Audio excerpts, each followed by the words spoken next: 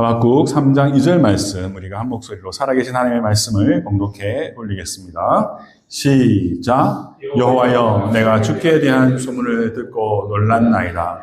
여호와여, 주는 주의 일을 이 수년 내에 부응하게 하옵소서. 이 수년 내에 나타내시옵소서. 진노 중에라도 긍휼을 잊지 마옵소서. 아멘. 성도는 부흥을 갈망하는 사람들입니다. 그리고 성도들은 자신의 삶의 현장에서 부흥을 이루어내는 사람들입니다. 저는 목사로서 말씀을 연구하고 설교하기도 하지만 이 선교적인 관점에서 교회를 연구하는 훈련을 받기도 했습니다. 그리고 교회를 연구하고 성도들의 삶을 또 공부하다 보니 부흥에 대하여 관심을 가지고 공부하는 시간을 가졌습니다. 우리가 Back to Basic, 성도의 기본적인 삶, 그리고 R로 시작하는 5가지의 주제를 살펴왔는데요. Repent, Renewal, Re-evangelization, Reformation, 오늘 마지막 5번째로 Revival, 부흥에 대해서 여러분과 나누기를 원합니다. 현대교회에 큰 영향을 미친 두 영적 거장이 있습니다. 아주 훌륭한 목사님들, 설교자이신데요. 한 분은 마틴 로이드 존스 목사님이십니다. 영국의 목사님이고요. 한 분은 존 스토트 목사님, 역시 영국 목사님이에요. 두 분 다. 예, 제가 부흥에 대해서 공부를 하다 보니 이 두 분과 만나게 되었습니다. 이 두 분이 말하는 부흥은 조금 다른 관점들을 가지고 있습니다. 그러나 이 두 분의 가르침을 정리해 보는 것은 오늘날 우리가 부흥을 사모하고 갈망하고 부흥을 이루는 삶에 있어서 굉장히 중요한 깨달음을 주기 때문에 오늘 여러분과 나누고자 합니다. 마틴 로이 존스 목사님은 이 불같은 성령의 주권적인 역사가 부흥에서 가장 중요한 요소라는 것을 말씀합니다. 불가항력적인 놀라운 하나님의 주권적인 역사가 있어야 부흥이 가능하다. 이것을 말씀하십니다. 존 스토트 목사님은 부흥은 그런 하나님의 놀라운 불가항력적 역사가 있는데 말씀을 통해 믿는 자가, 부흥을 경험한 자가 전인격적으로 자신이 속해 살아가는 그 공동체 속에서 이 사회적인 성숙함을 나타내므로 이루어지는 것이다. 라고 이렇게 말합니다. 서로 대립하는 것처럼 보이지만 이 두 분의 가르침은 이 부흥에 대한 아주 중요한 두 기둥을 세워주는 것이고 우리 믿는 성도들이 기본으로 삼아야 할 그런 신앙의 기초를 분명하게 밝혀주는 바가 있기 때문에 오늘 여러분과 그것을 중심으로 나누기를 원합니다. 로이 존스 목사님은 부흥은 하나님으로부터 위로부터 임하는 초자연적인 성령의 역사다. 그래서 마치 폭포수와 같은 것이다 라고 비유하여 가르칩니다. 철저히 하나님이 주권적이고 비상한 개입, 우리의 상식을 뛰어넘는 아주 그러한 하나님의 개입이 부흥의 열쇠다라고 말합니다. 1959년 이 로이 존스 목사님이 웨스트민스터 채플에서 영국의 웨스트민스터 채플에서 부흥에 대한 설교를 했습니다. 그때 이 현대 교회가 1959년 그 지금 1960년대 아닙니까? 그때 로이 존스 목사님께서 날카롭게 지적한 것이 뭐냐면 현대 교회들이 프로그램과 인간의 열심으로 부흥을 조작하려는 시도를 많이 하고 있다. 이렇게 말했습니다.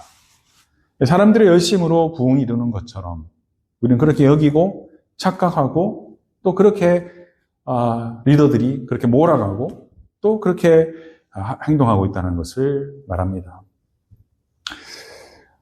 로이드 존스 목사님은 말씀을 이분이 원래 의사 출신이시거든요. 그래서 말씀을 정말 해부하듯이 잘게 쪼개서 연구하시는 분이시고요. 또 이 기독교의 역사를 꿰뚫고 계신 분이십니다. 유명한 아주 대단한 석학이신데요. 이 로이 존스 목사님은 18세기의 영적 대각성 운동, 세계적으로 일어난 영적 부흥을 다 조사하고 분석합니다. 그래서 기독교 역사에 있었던 조나단 에즈워드, 조지 휘필드, 웨이즈 부흥 운동, 이런 연구를 깊이 하시면서 이 부흥의 핵심은 무엇이냐? 인간이 어떤 집회를 기획해서 터진 어떤 그런 폭발적인 것이 아니라 성도들이 자신들의 영적인 무력함을 깨닫고 절박하게 기도하게 하심으로 하나님이 하늘을 열고 임재하셨다. 하나님이 불가항력적으로 임재하셔서 우리의 약함을 발견하시고 토설하게 하심으로 우리가 각성하게 하신, 그것이 부흥의 핵심이었다라고 가르칩니다. 그리고 이 많은 목회자와 설교자와 신학자들이 막 부딪히는 부분인데요. 이 오순절 성령 마가 다락방의 역사를 많은 보수적인 분들은 그냥 이례적인 역사적인 정말 한 번 일어난 사건으로 이렇게 하는데, 로이즈 목사는 그게 아니다. 그것이 아니다. 오순절 마가 다락방의 역사는 하나님께서 영적으로 어두운 시기마다 이 땅에 부흥을 허락해서 교회들이 주님께 돌이키게 하는 도구로 사용하셨던 그와 같은 사건으로 재현되고 있다. 이렇게 말씀하십니다. 로이존스 목사는 사도행전 2장과 그 이후에 사도행전, 성령행전의 역사를 철저히 파헤치면서 이 오순절 마가의 다락방의 성령의 역사는 바로 우리에게 부흥하게 하시는 하나님의 역사다라는 것을 증거합니다. 로이존스 목사님의 아주 타고난 저서가 있는데요. Unspeakable Joy, 말할 수 없는 기쁨이라는 책에서 이 성령의 역사하심을 철저히 파헤치고 증거하시는데요. 이 책에서 교회에 이미 임하신 성령의 내주, 우리가 예수를 믿는 순간 믿게 하시는 성령의 역사, 분명 그것이 하나 성령의 역사이심을 인정하면서 그것과 구별하여 하나님의 놀라운 사역과 하나님의 놀라운 은혜를 증거하기 위하여 위로부터 쏟아 부어지는 성령의 급진적이고 불가항력적인 그런 비상하신 역사하심이 우리에겐 필요하다라는 것을 말합니다. 그리고 그것은 언제 어떻게 일어날지 모르지만 우리들이 그것을 위해서 갈망하고 기도해야 한다는 것을 아주 강력하게 도전합니다. 결론적으로 로이 존스 목사님이 말하는 것은 부흥은 인간이 조직할 수 없고 조작할 수도 없고 오직 부흥을 주시는 분은 하나님이시기 때문에 교회는 하나님 앞에서 언제든지 우리 스스로의 영적 상황을, 영적 파산 상태를 인정하고 위로부터 임할 성령의 권능을 구하여야 한다. 간구해야 한다. 기도에 무릎을 꿇어야 한다. 라는 것을 말합니다. 그러면서 다시금 로이즈 목사가 강조하는 것은 모든 성도는 늘 이러한 부흥을 갈망해야 한다. 내 안에 내주하시고 나를 이끄시는 성령의 그러한 역사하심도 우리가 인정하고 따르는 건 중요한데 더 헝걸한 마음으로, 더 겸손한 마음으로 불가항적인 하나님의 은혜를 갈망하며 살아야 한다. 그래야 당시 영국 교회가 그 수많은 엘리트들이 이 세속주의와 타협하고 번영주의와 타협하며 무색, 무치, 무감각에 빠져있는 이 교회를 탈피해야 한다. 이 탈피해서 우리는 부흥을 위해 기도해야 한다라는 것을 외쳤던 것입니다. 두 번째로 존 스토트 목사님의 견해입니다. 그래서 아까 말씀드린 것처럼 참된 부흥은 기록된 말씀에 복종하고 우리의 일상의 삶에서 성령의 열매를 맺으며 사회적 책임을 다하는 것까지 가는 것이 부흥이다 라고 말합니다. 여러분 어떻게 생각하십니까? 이 말씀도 맞죠. 이 가르침도 맞습니다. 존 스토트 목사님은 이미 살펴본 불가항력적인 성령의 역사하심의 그 좀 부작용들을 보신 거죠. 사람들이 감정주의, 신비주의로 빠져버린 것입니다. 이 영적 각성과 부흥의 역사 가운데 많은 사람들이 오순절적인 부흥 운동을 만들게 됩니다.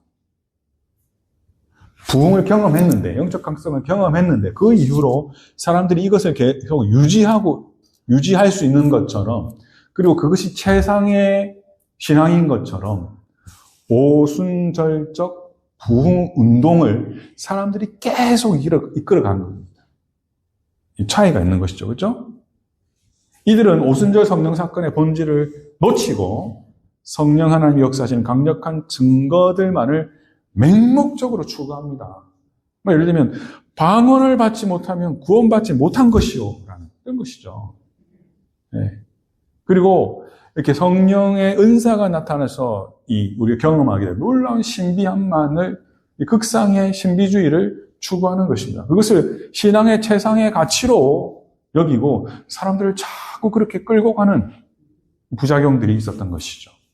결국은 하나님이 오순절적인 부흥을 허락하셨는데 이것은 결국 사람이 인간 중심으로 바꾸어가지고 신비주의를 신봉하는 무리들을 만들어서 사람들을 이렇게 가스라이팅하는 거기에까지 가는 부작용이 있다는 것입니다. 존 스토트 목사님이 이것을 살피신 거죠. 결국 무엇이냐? 부흥은 하나님의 말씀 중심의 점진적이고 인격적인 갱신으로 현재의 삶에서 열매 맺으며 우리가 살아가는 이 세상을 바꿔야 되는 것이다. 이 세상의 제도, 부작용, 오류들을 바꿔가는 데까지 나아가야 된다. 그래서 존 스토트 목사님은 이 감정적인 카리스마에 열광했다가 순식간에 식어버린 이 시기적인 영적 흥분을 경계했습니다. 그것을 부흥으로 보지 않았습니다. 그리고 존 스토트 목사님은 이 기독교의 역사에서 가장 중요한 위대한 부흥을 기록된 말씀의 권위가 회복되어진 종교개혁이다라고 생각했습니다. 우리가 리포메이션 살피면서 종교개혁에 대해서 우리가 살펴보지 않았습니까? 그래서 부흥의 증거는 성도들이 황홀경을 경험하고 그런 것이 아니라 세상 속에서 공의를 행하고 소외된 자들을 돌보는 사회적 책임을 다하는 것까지 나아가야 된다라고 가르쳤습니다. 자, 그런데 여러분, 이 두 가지가 다른 견해 같은데요. 부흥의 역사를 잘 살펴보면 이 말이 둘 다 맞아요. 놀랍게도 이 대부흥의 모습과 결과가 가장 강력하게 나타나는 것이 언제냐? 우리 여러분 잘 아는 1907년 평양 대부흥 운동이었습니다. 여러분 많이 들어보셨죠? 평양 대부흥 운동. 1907년 1월 평양 장대현 교회에서 평안남도 지역의 겨울 남자 성도들이 모인 사경회가 열리게 됩니다. 근데 사경회가 열리는데 처음에는 너무 무겁고 메말라 있었고 답답한 상태였다는 겁니다. 근데 사경회를 그칠 때쯤에 한국인 전도사였던 길선주 전도사님이 회중 앞에서 자신의 은밀한 죄를 공개적으로 고백하게 됩니다. 나는 아간과 같은 죄인입니다. 내 친구가 임종하며 남긴 재산을 관리하다가 그 중에 상당한 금액을 훔쳤습니다. 내가 하나님의 일을 가로막았습니다. 이분이 온 회중 앞에서 자복하고 회개한 것입니다. 근데 이 순간 하늘의 문이 열리고 성령의 폭풍수가 임하시는 주님의 임재가 강력하게 나타났다고 합니다. 그 모습을 지켜봤던 선교사님들이 이렇게 회고합니다. 마치 지옥의 문이 열리는 것 같았다. 강력한 영적 각성이 임했다는 것입니다. 그 가운데 있던 회중들이 그 회개를 듣고 바닥에 뒹굴며 가슴을 치고 자신이 지은 음란의 죄, 증오의 죄, 살인, 사기 등의 죄를 통곡하며 털어놓는 놀라운 역사가 일어났다는 것입니다. 이것은 길선주 전도사나 혹은 이 사경회를 준비했던 선교사님들과 그들의 어떤 노력이나 의지적인 그런 또 어떤 기획된 것이 아니었습니다. 성령이 임재하셔서 성도들의 모든 체면들을 내려놓게 하고 위신들을 내려놓게 하고 하나님 앞에 완전히 고꾸라져서 나의 영적 파상 상태를 깨닫게 하고 고백하게 하시던 성령의 강력한 역사였던 것입니다. 그런데 이것이 그냥 일시적인 현상으로 끝나지 않습니다. 이들이 삶의 자리로 되돌아 그들의 죄의 대가를 지불하는 순종의 자리에까지 나가게 됩니다. 당시 기록에 의하면 사경회가 끝난 후 평양 시내에는 기이한 풍경이 벌어졌다고 합니다. 훔친 물건을 들고 그 원주인에게 찾아가 돌려주며 용서를 구하는 사람들이 있었다는 것입니다. 떼먹은 돈을 이자까지 쳐서 갚고요. 사기를 쳤던 장부들이 장부를 바로잡고 자기가 거짓말로 했던 모든 것을 변상하는 일이 일어났던 것입니다. 당시 조선사회를 짓누르던 척을 두는 학습을 버리고 원래 아내에게 돌아가는 가정이 속출했다고 합니다. 노비 문서가 불태워지고 양반이 자신의 집에 있던 종을 형제와 지체로 인정하며 함께 예배를 드리는 신분의 그런 파격적인 깨트려지는 실제적인 역사가 나타났다는 것입니다. 도박장과 술집, 당시 사회적 병폐였던 아편 밀매가 눈에 띄게 평양시내에서 줄어들었다고 말합니다. 평양시내의 상권이 마비될 정도로 주일에는 모든 상점이 문을 닫고 많은 무리들이 예배의 자리로 나왔다고 합니다. 네. 여러분, 이 부흥은 이 두 가지가 함께 있는 것입니다. 여러분, 아무리 뜨거운 눈물과 체험이 있어도 바울이 말한 것 같은 삼층천을 경험하는 그런 은혜가 있어도 내 삶의 현장에서 말씀에 순종하고 공의를 이루고 가난한 자를 돌아보고 연약한 자를 돌아보는 그런 궁휼의 마음을 품은 성령 하나님 안에 우리가 일으키는 그 감동의 역사가 맺혀지지 않는다면 우리가 경험한 그 은사는 우리가 외치는 어떠한 신비로운 경험, 울리는 꽹과리와 같은 것이 되고 마는 줄 믿습니다. 사랑하는 성도, 우리가 배워야 할 점은 무엇일까요? 먼저 우리는 부흥을 갈망해야 합니다. 참된 부흥의 원천이신 하나님을 인정해야 합니다. 여러분, 우리 날마다 하나님이 행하시는 기적을 사모해야 합니다. 하나님만이 행하실 수 있는 그 일들을 인정하면서 하나님 왜 나에게는 그거 나타나지 않죠? 자책하거나 질문하거나 나의 믿음이 없는가? 아니면 하나님을 원망하는 그런 것 없이 우리는 끊임없이 의연하게 말씀 가운데 역사 가운데 나타나신 하나님의 기적적인 은혜, 부흥의 역사를 사모하며 끊임없이 기도해야 할 줄 믿습니다. 또한 우리는 동시에 우리의 삶에서 부흥을 이루어야 합니다. 말씀과 성령의 역사하심을 가장 작은 것이라도 소자에게 물 한 그릇 대접하는 것조차도 하나님께서 기뻐하심을 믿고 내가 실천할 수 있는 그 말씀의 진귀한 것들을 우리는 이루어가야 될 줄 믿습니다. 이것이 부흥을 이루는 삶인 것입니다. 이 두 가지의 부흥을 깨어서 성도답게 감당하는 저와 여러분에게를 간절히 소원합니다. 가정의 부흥, 자녀의 부흥, 교회의 부흥을 간구해야 합니다. 우리의 눈으로 보이는 이것으로 판단해서는 안 됩니다. 판단하고 멈춰서면 안 됩니다. 부흥은 하나님의 때에 하나님의 방법으로 하시는 것입니다. 우리의 이성과 우리의 판단을 뛰어넘는 것이 하나님이 허락하신 부흥입니다. 이것을 굳게 서는 저와 여러분이 되기를 간절히 소원합니다.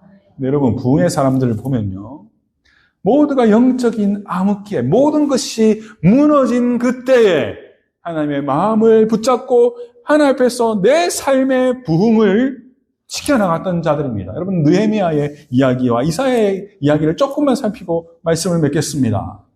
여러분, 느헤미야 본향에서 온 사람들의 소식을 듣고 예루살렘이 다 파진 것을 어떻게 했습니까? 울며 기도합니다. 자복하여 기도합니다.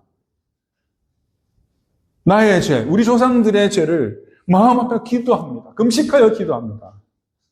그것이 그가 일상에서 부흥을 이룬 그의 삶의 모습이었습니다. 근데 하나님은 그 느헤미야를 사용하시죠. 포로기 안에 리더로 보내시고요. 그 성벽을 재건한 가운데 수많은 주변의 이방 민족들이 살해의 위협과 전쟁의 위협과 조롱과 비판을 외치지 않습니까? 그러나 느헤미야는 담대히 한 손에는 병기를 들고 한 손에는 성벽을 재건한 놀라운 일을 감당. 그 52일 만에 성벽을 재건한 하나님의 부흥을 이루게 됩니다.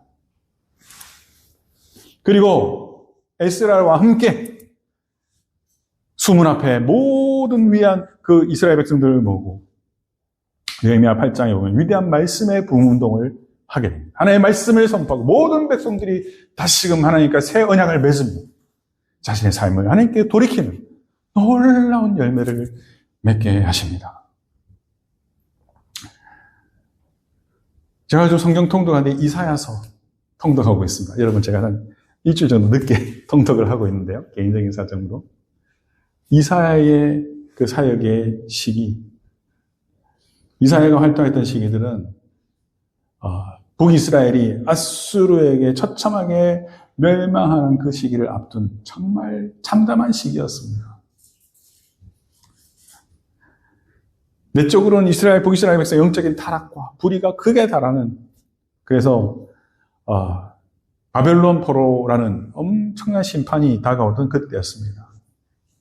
성도들은 형식적인 예배에 무너져 있었고요. 성전의 뜰을 밟지만 고아와 가부의 것을 착취하고 동족을 너에 삼는 그런 일에 혈안이 되어 있던 하나님의 공의와 사랑이 땅에 떨어진 그런 시대였습니다. 이사야는 하나님의 말씀을 받게 됩니다. 너희들이 망할 것이다. 너희들 심판받을 것이다. 이사야는 말뿐만 아니라 그의 삶으로 하나님이 명령하시는 그 예언적 행위들을 해야만 했습니다. 얼마나 가슴 아팠습니까? 하나님은 그러나 회복의 메시지를 주십니다. 구루터기를 통하여 한 아이가 태어나서 정사와 권세를 메어 때가 되매 동정녀에서 한 아이가 날 것인데 예수 그리스도를 예언하게 하십니다. 그리고 때가 되매 하나님의 부흥이 이 땅에 임합니다. 누구를 통해? 예수 그리스도를 통해서 말입니다. 여러분, 예수 그리스도의 부흥이 우리 안에 심겨져 있습니다. 온 우주의 창조와 타락의 질서를 회파한 우리의 모든 죄를 뒤집어 엎는 하나님의 부흥을 예수 그리스도가 이루셨고 그 예수께서 우리와 함께 하십니다. 아멘. 그 부흥의 사명 누가 이어서 감당합니까? 저와 여러분 줄 믿습니다. 자, 한 명만 더 말하겠습니다. 하박국, 오늘 함께 읽었던 본문 말씀. 불의와 악인이 판치는 시대상 영적인 침체기 속에 홀로 무릎을 꿇은 한 사람이 있었으니 하박국이었습니다. 하박국 선지자가 활동한 시기는 온 땅의 포악과 불의가 가득하고 공의가 완전히 마비된 영적인 암흑기였습니다. 하박국은 하나님께 부르짖었습니다. 기도했습니다. 그러나 하나님의 대답은 너무나 충격적이었습니다. 더 악한 바벨론을 들어서 유다를 심판하시겠다는 하나님의 메시지를 들었습니다. 하박국의 마음이 어떠하였겠습니까? 얼마나 절망적이었겠습니까? 하박국은 낙심하지 않고 도망치지 않고 오히려 파수하는 성문에 올라가 하나님의 말씀을 기다리며 부흥의 기도를 드립니다. 그것이 그가 품었던 일상의 부흥입니다. 여호와여, 내가 주께 대한 소문을 듣고 놀랐나이다. 여호와여, 주는 주의 일을 이 수년 내에 부흥하게 하옵소서. 이 수년 내에 나타내시옵소서. 진노 중에라도 공의를 잊지 마옵소서. 유다가 피할 수 없는 이 바벨론의 심판의 등불 앞에서 주님 그러실지라도 부흥케 하여 주시옵소서. 상황은 바뀌지 않고 바벨론의 침공은 임박했습니다. 하박국의 심령에 위로부터 임하는 초자연적인 성령의 부흥이 임했습니다. 우리가 잘 아는 하박국의 노래를 불러드립니다. 무화과 나무가 무성하지 못하며 외양권에 소가 없을지라도 나는 여호와로 말미암아 즐거하며 나의 구원의 하나님으로 말미암아 기뻐하리로다. 부흥의 사람들의 노래, 부흥의 사람들의 기도, 부흥의 사람들의 헌식은 잘 될 때가 아니었습니다. 암흑의 시기였습니다. 절망의 시기였습니다. 고통의 시기였습니다. 그러나 그들이 하나님 주신 마음을 품고 부흥의 사람으로 일상의 부흥을 붙잡고 하나님께 나아갔을 때 하나님 그들을 통하여 사용하시고 역사하셨습니다. 사랑하는 성도 여러분, 부흥의 불쏘시개는 우리 안에 있습니다. 이 부흥의 불쏘시개, 일상의 삶에 순종하는 그것을 통해 이 불씨가 꺼트려지도록 하는 중요한 것입니다. 이렇게 김성인 집사님이 맛있는 LA 갈비를 구워주셨습니다. 근데 갈비를 굽는 것도 참 힘들지만요. 이 불을 피우는 게 시간이 필요하고 기다림이 필요합니다. 적절한 산소가 필요하고요. 적절한 불씨와 불씨들이 이어져서 이 불이 잘 만들어져야지 맛있는 고기가 구워지는 것입니다.